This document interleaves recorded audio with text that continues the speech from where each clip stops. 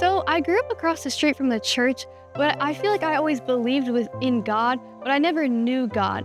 I'd say around that time, I grew up with a lot of spiritual things. I knew a lot about astrology. I did a lot of witchcraft and readings, fortune telling.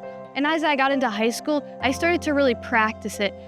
As I came to college, I was looking for something, but I didn't know what. And I remember being at the club fair and I met this girl named Juliana.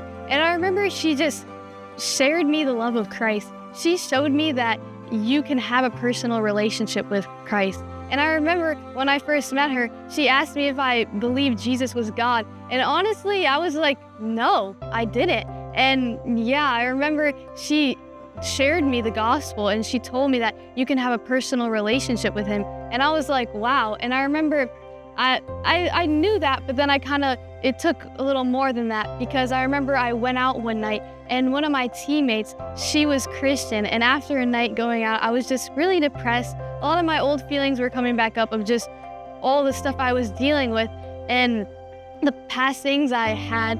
And I remember she was just telling me about Ruth and Boaz, and she shared that story to me and how God can just heal you from your pain. And if you just put your trust in him, that he's the way, he's the truth, he's the light. And I remember from then, I believed it and I received it. And I remember my life changed from there. And I remember another night at a worship night, a guy, he was telling me that you can be healed. He's the light in the darkness, and you can really submit your full self, and the blood of him it heals everything. And I remember all the past stuff, all the witchcraft, it used to linger in me, but he freed me from that. And he showed me that all you need is Jesus, and he is the way and the truth of the life. I keep saying that, but it's the truth, because all my life I only knew lies, and I thought that was the truth until I found the truth and he set me free.